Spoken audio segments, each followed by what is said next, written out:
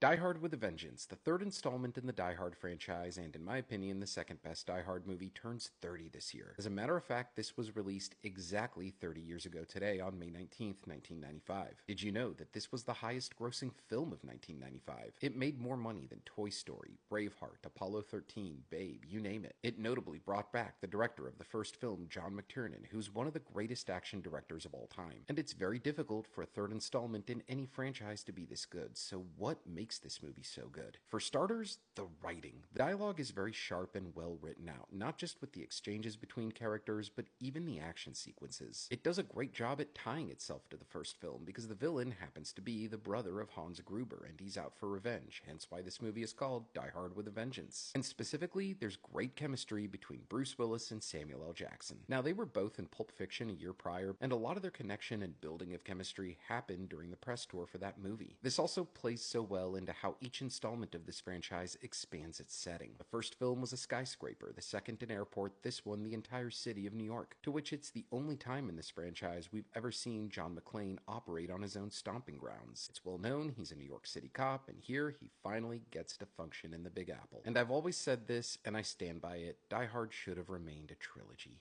To me, every single one of these first three films is excellent. Even Die Hard 2, which has kind of been a bit polarizing, I still think is very entertaining. Neither the fourth or fifth installments have ever done anything for me. I think they dwindled this franchise. And if for any reason you haven't seen all three of these movies, marathon them. They're quintessential action flicks in my opinion. 30 years later, this is still one of my favorite action movies of all time, and my friends, to celebrate this anniversary, press play on it tonight.